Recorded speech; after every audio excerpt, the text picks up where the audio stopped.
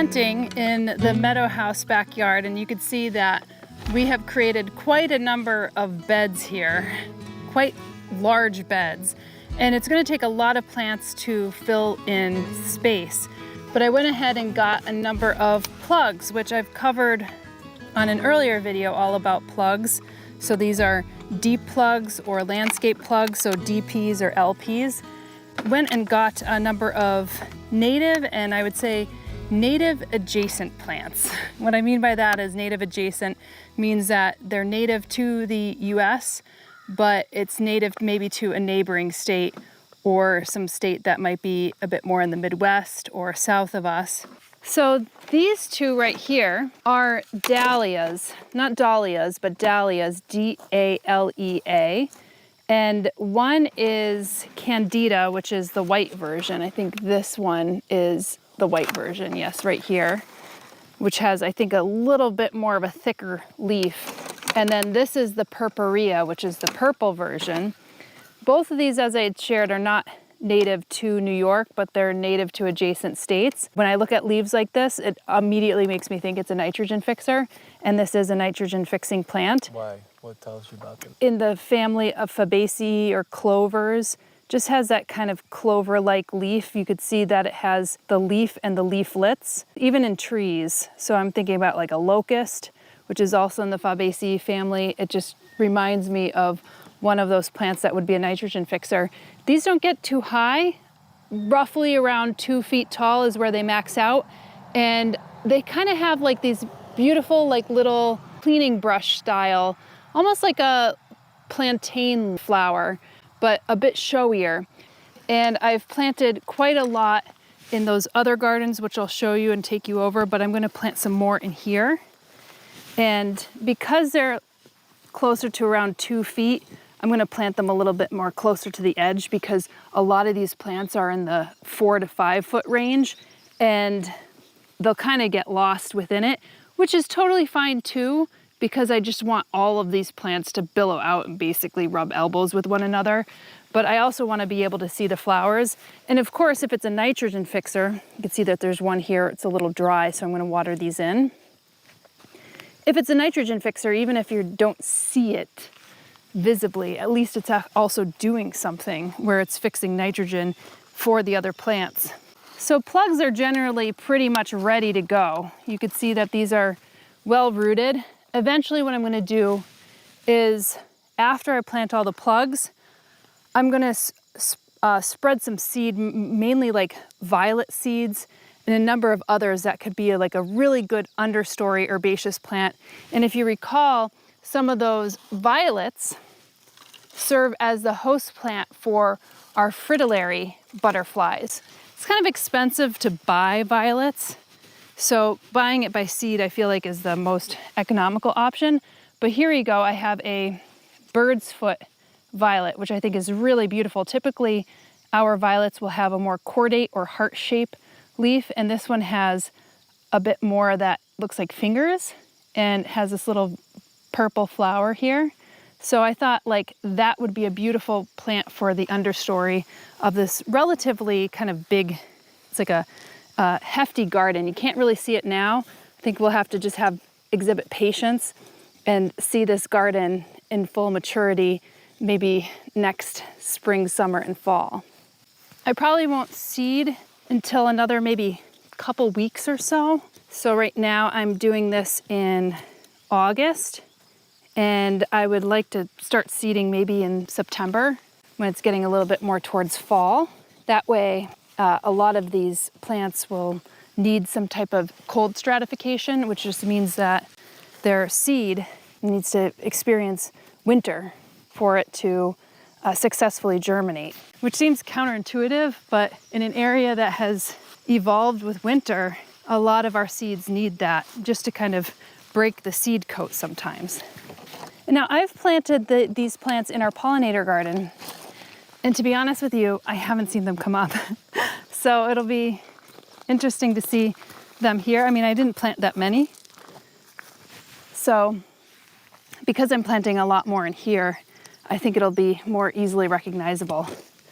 The pollinator garden got really big really fast. All right, so I'll show you some of the other plants that I've been planting.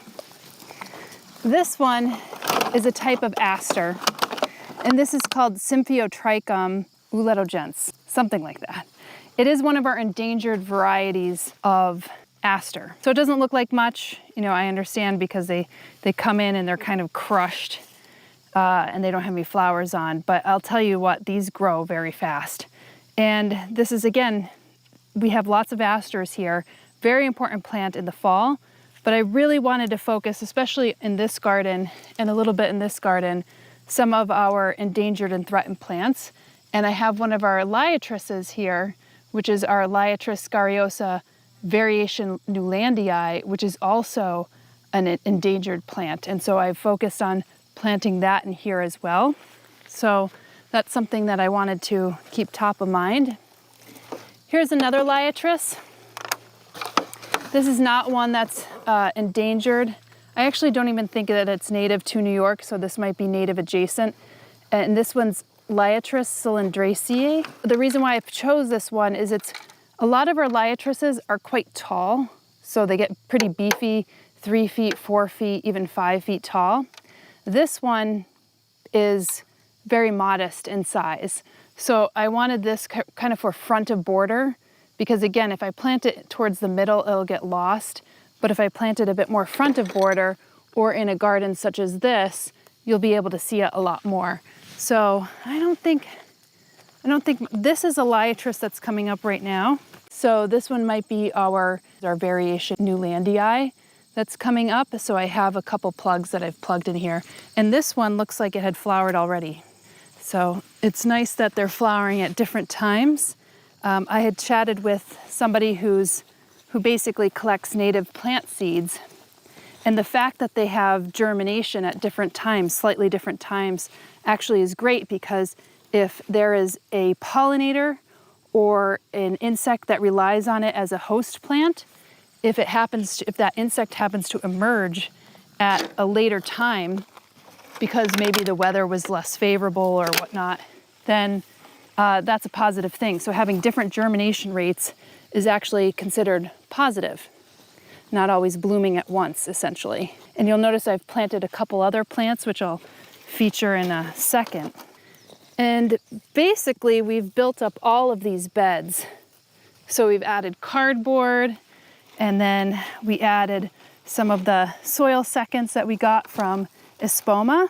And essentially, these were bags of soil that maybe had been opened or whatever, and they couldn't sell. So we ended up taking them, and without that, we probably couldn't have built up all these beds. Now, look, I tried to pull this up by the leaves and I broke it off, but the corms should still be under there. So hopefully I'll plant this and it'll come up next year. But generally, these are fairly resilient plants. If that happens, it may not have green in the first year, but maybe next year it'll come up. So it's probably better to put your finger down here, or if you have a chopstick or a stick, and just kind of push it up so that you're not pulling on the tops of those greens, because then you risk taking them out. Here's the corms. That's where they put all the sugars and the nutrients to grow back next year. All right, so this one is another kind of aster, but it's in a genus that I had never heard of. But this is Ionactis linearifolia. And this one seems to be quite hardy. It has a really thickened leaf. It makes me think about like the penstemon pinifolius, I think it is, the pine-leaved penstemon, and it's in like a more rocky environment. So I got this primarily for the gardens over there, which are facing the south. And so we'll take this 3 and plant it over there, and I'll show you what we've been planting over there as well. I went and planted a number of corms for the liatris, and it's just starting to come up. You can see that this one's starting to get a flower head on it, a flower stalk, and there's that one over there that is also getting a flower stalk. These are still kind of making their way up. And I started planting some of the smaller liatrices, which I just showed you throughout here as well. And this will be another bed where we're really underplanting with violets. So again, I'll probably end up doing that in a couple weeks. Now here in the middle, I planted a lot of those dahlias. So that's the clovers that I talked about. And I planted some in here, as well as this one, which I've done all the planting of. So I can't show you, but it did come in plugs. And this is also a Symphyotrichum. This is also an aster. But look at that glaucous leaf, very pretty. It's called silky aster. So it's Symphyotrichum sericea. And that doesn't grow too high. Again, this bed, I wanted this fringe tree and this vitex to be kind of the big bushy plants in here, and I wanted some lower herbaceous plants. And you can see I've done a fairly good job with filling this up. So I'll have these last three that I'm gonna put in here. And again, this is all amended soil. So this is cardboard and just beautiful Espoma raised bed mix or compost on top. So it's very easy to work with. I'll plant the other two down here. Now these are Egyptian walking onions coming up as well. I took these from the Memorial Garden and I planted them in here because they seem similar to this Tradescantia ohioensis. And so I thought, like, I like planting like plants together, but that are from completely different families or genera. So I thought I'd, try that out. And again, these asters won't get too big, but asters late in the season, really beautiful flowers, and they're in the Asteraceae family, and they are incredible for our pollinating insects. So that's what I'm doing here for now, and I'll tune back in like maybe 2 weeks, and we'll finish the underplanting here for the season. And then we'll have to wait for spring, summer, fall next year to see how these gardens fill out. All right, folks, so we're here at the Meadow House, and we are starting to underplant the gardens here. It's funny, every time I come out, there's always like a little plant that has popped out, like this one right here, and eaten. So one of the things is we've built up all of this soil with some of Espoma's seconds, like the soil that they couldn't sell anymore. And so it's very soft and pliable. So oftentimes we'll get like a skunk or a raccoon, and they'll come in here, and in the morning I'll see like a plant that is pulled up. But anyway, I have a number of plants that are still coming in that I'm going to be planting into these gardens. And this is going to be the last hurrah for planting this year in the fall. And you can see that this bed is pretty much planted up, but as you probably saw from a couple of my other videos, I've been wanting to underplant this with violas, which are our native violets, and I have a number of them here from Prairie Moon Nursery. I have the common blue violet, the bicolored form violet, I have the cream violet, I also have some yellow violets in here. There you go, you can see that. And you'll see on here refrigerated seed. And what that means is when you get these, if you don't plant them right away, you need to refrigerate them. And these are the types of seeds that if you don't refrigerate them, they're pretty much not viable anymore. So once I got these in the mail, I put them right back into the refrigerator because I wasn't ready to plant them. And hopefully today, and what we'll find out maybe next year is, were they viable? Are they coming up? And my hope is that when I underplant with violas, that the violas will eventually move into the regular lawn. And I've had some folks write in and say, oh, I never really liked violas. I was always taking them out of my lawn, but here at least, and I know in a number of other places, they serve as the host plant for our fritillary butterflies. And that's important because I've talked about different host plants for butterflies and moths, specifically the caterpillars in their larval stage. That's something that we'd like to actually promote here in our gardens. So you can see, this is what the seeds look like. They're quite small, nothing like sedge seed or anything like that, where it's just basically dust. But what I'm gonna do is drop them into this pail of sand. And the reason for that is when I start to spread the violas, I wanna see where I've spread it. And the sand helps to disperse the seed as well as allows you to see where you've dropped it into the soil. So that's what I'm going to be doing today here, and then if you stick with me, I'll share with you some of the other plants that I've decided to plant in some of these beds, because some of these beds are a little bit weedier than others, and I want to kind of get them planted in with certain plants so that I don't have to deal with the weeds. And my hope is that if I plant a lot of plants and plant densely, that it's going to suppress them. Here we go. You can see the seeds. Now I just dropped one in the lawn here, but you can see these seeds are a little tanner by nature than the ones that I just put in there, and those are the yellow violets. Let's see what the purple ones look like. Oh, this is the bird's foot violet. So this is Viola pedata, and I have planted that one. That's that one right there. So you could see actually what it looks like. I think those are really beautiful because typically, you know, the viola leaves are cordate. They're a little more heart-shaped. And this one has one that's called, it's called bird's foot violet because the leaves kind of look a bit more like bird's feet. So this is quite tiny, you could see, and they have this caramel color. Yeah, those look pretty similar to the ones that I had shared before. A bit browner, kind of that taupey color. Yeah, so that's what I'm gonna do. I'm gonna open up all these, mix it around, and then toss them into here, and then I'll be planting some other plants up as well. I have all the violets in here. You can see I haven't mixed them up yet. I wanted to try to buy them in bulk, but they didn't have them in bulk, so I had to buy them package by package. But there's about 50 seeds per package in there, which is not bad because violets tend to be pretty good seeders. What I'm gonna do now is just toss it in, and some may land on the leaves of the plants, and some may go into the grass, but that's okay because my ultimate goal is just to get an understory in this garden bed. But mind you, I've just planted these plants in June. Nothing looked like this. I just planted these plants probably like 4 or 5 months ago. And so each of these plants are probably gonna get a lot larger. They'll start to shade the rest of the ground out. But some of the violets really like to be in shade. So that's a plus. Now here's some of the bird's foot violet.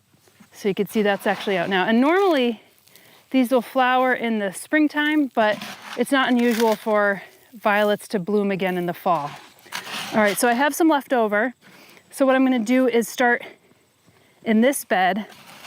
And I already know that this bed is going to be a bit of a problem for me. The one thing that we did in here that we didn't do in a lot of the other beds is that when we started to edge, we took the edge and we turned it around, and then we put cardboard on top. And I shared this in an earlier video when I talked about it, but I might as well mention it again here. The challenge with that is that there's roots still living in that soil, and even though you turn it around, I didn't plant right into it, I put cardboard over it. But if you don't get a perfect edge, then when you flip it around, it's a little bumpy. You put the cardboard over that, and because it's bumpy, the cardboard doesn't really sit flat to the ground, and the grass starts to come right back up. So you can see this is all grass. Like this needs to be pulled out, and if you don't get all the little white roots, then it's just gonna constantly come back. So it is a bit of a problem in this bed, which is why I wanna get some more plants planted in here, because the denser you plant, the less likely you're gonna have to deal with the grass, or you're not gonna even see the grass. But over here you could see it's a lot of dandelions that moved in, a lot of the lawn grass from underneath. I'm just gonna seed these violets. So I'm gonna do one last fertilize in this whole bed. And my plan is to get all of these in here. This is Amsonia hubrichtii. This is not a native plant, but it's native to the United States, and it's an incredible plant. You may remember that I planted this in the 4-season garden that's up towards the common house, and they get about hip high eventually. It takes about 3 years for them to get that.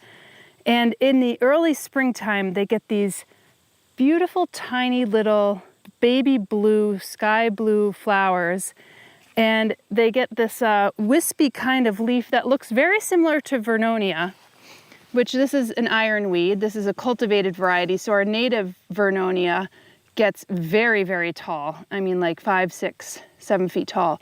This one is more like 36 inches, 3 feet tall. I wanted to get big bushy plants that have like very similar leaves.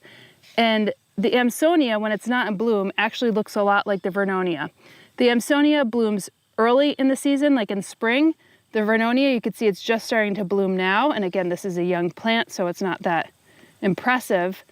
So you have different blooming times. And then the Amsonia, when it gets towards the fall, it gets these bright yellow butterscotch color leaves.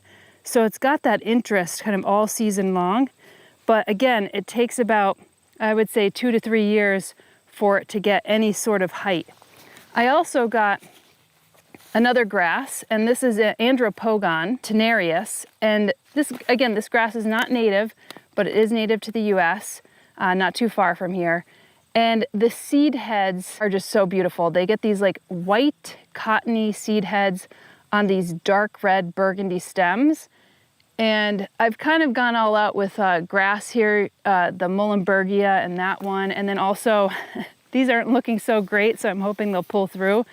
This is our native Deschampsia, but they do better in shade. Now, I kind of pre-planted them in here because I know I'm gonna have a shady garden bed here with all of these trees, but the trees are small now. So I think and I hope that the Deschampsia will survive and kind of grow in with the bed. Instead of dropping this in every little hole, what I'll do is just do a little wash over the whole garden bed. We do have a lot of wild animals and this smells a little ripe. So it will be interesting to see if there's any animals that kind of dig up in this bed, but I want to do one last fertilize, especially for those plugs, because you want to plug those in usually at least 4 weeks before you get frost. And typically frost around here, maybe if you talked to us 25 years ago, the frost would happen in late September. Now the frost is usually happening sometimes not until November. So I don't feel like fearful of planting those, but you want to get those roots established almost immediately.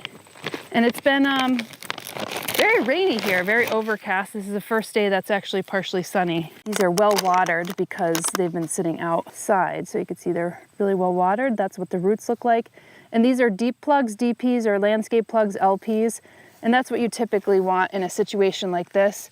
They'll just establish all these roots are like ready to go. So these are liatris. That's right there. It doesn't look like much. I mean, it looks like this is pretty dried out, but this is a grass. See that? So these are the issues that I have here because a lot of the liatris actually looks like a grass. And if you don't get these little white roots, like this one, I didn't get the right root, it's just gonna come back. So this is a beauty berry back here. It looks like some of it got eaten by a deer. Deer kind of tasted that. So I'm gonna be careful about that too. But these Amsonias are actually in the family of Apocynaceae. And if you are familiar with that family, it is the milkweed family. So they usually have a type of latex in them that deer do not like. So this is a plant that's going to, once it's big, it's going to protect the other plants around it, and it's going to protect itself because it has that nasty latex that the deer don't want to munch on, or any other animal for that matter. You don't want to plant these too close together because they get quite large. It's very tempting. Okay, I'm going to plant some of these Andropogons. I'm going to plant them kind of in the middle because these get quite large. And you'll see that I have some of the Muhlenbergia here planted, this stuff, this wispy stuff. I did have some extra plugs that I brought in and I planted that, you know, pretty much here. They're a little lower and more wispy than these. So that way you could see through the Muhlenbergia and you'll be able to see this grass. And I have other types of liatris planted in here. So you can see the liatris, and I have a number of different Symphyotrichums, which are our native asters, planted in here, although some of these asters are cultivated varieties, so they grow a little lower to the ground. I can't remember how tall this gets, but it's at least 3 feet, and it can get quite beefy too.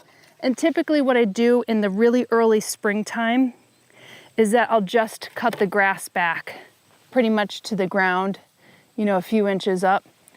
And that way all the old leaves kind of go away and it starts to look fresh again.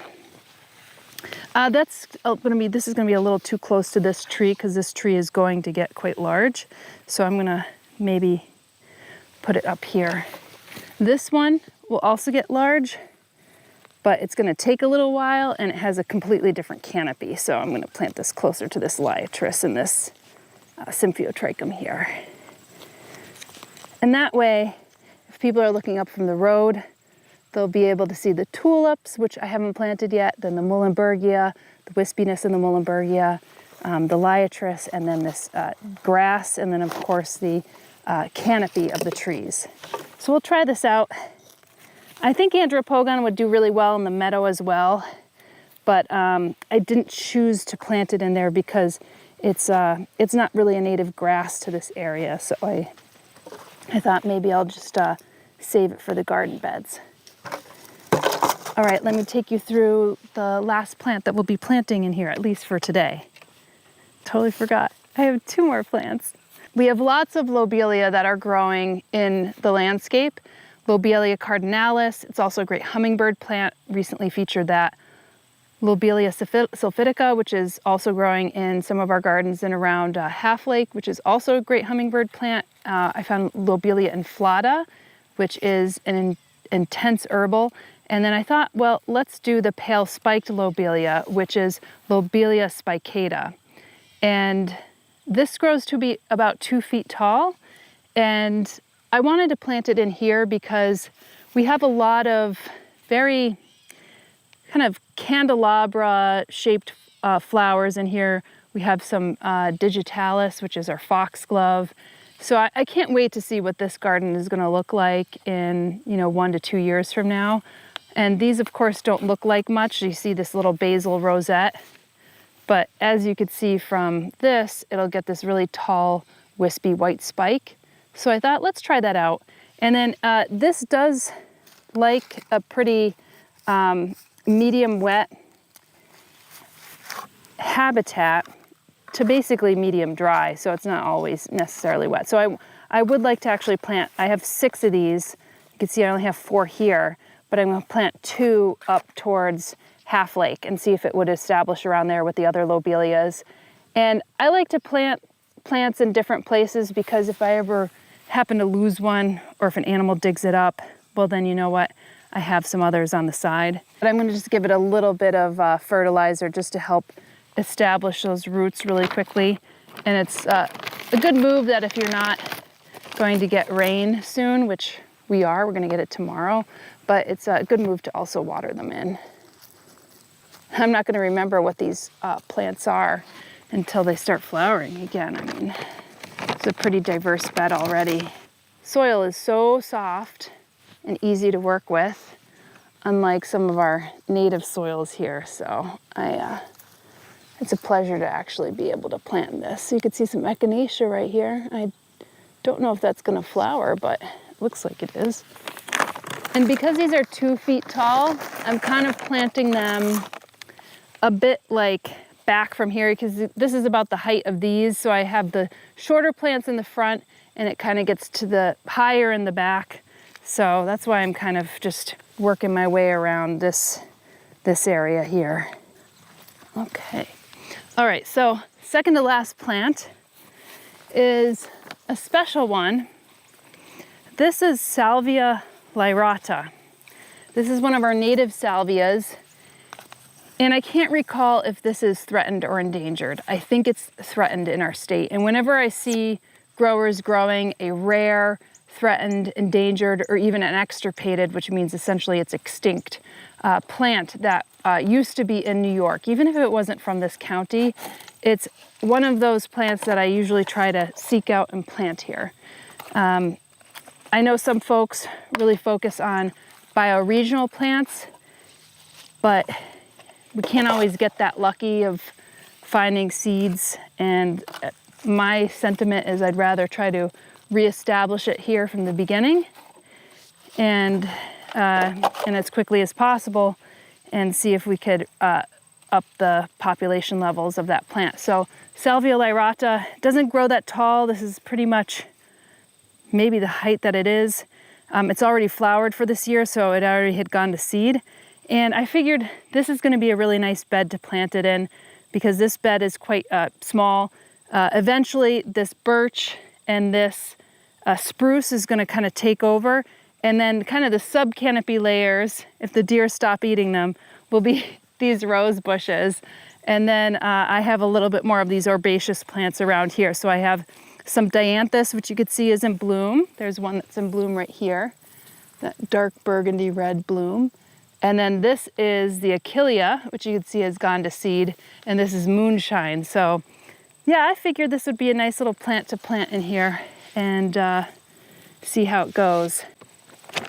This is a bed that animals like to dig in, so I'm constantly fighting with them and coming down in the morning and seeing that like there might be a plant that's been dug up.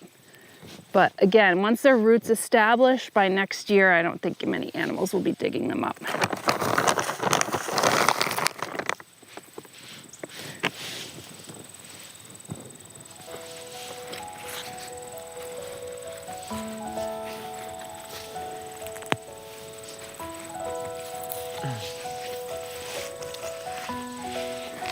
See, I don't want to plant too close to the roses, because I'm afraid if I do that, the rose will eventually take over the plant. And this is meant to be kind of a low growing bush. But this is kind of Rosa Scotch Pink. And actually, I should probably give them, and I will likely give them some rose tone before the fall is out, just to give them a nice boost of roots. And then I'll come up here and mulch them very well for the winter months as well.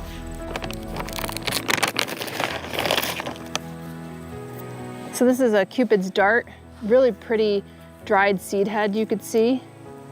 And then we have the moonshine, then you have some viola right here. So already this diversity of planting, and you can see that I don't shy away from planting plants that are a little bit closer together.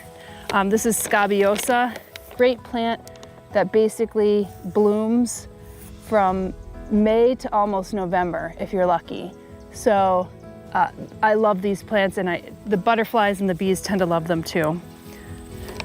All right, that's gonna be it for now. I'm going to plant the rest of those Amsonias in there, try to get some of that weeding done, and then we'll continue on with some of the gardens here at the Meadow House and beyond at Flock.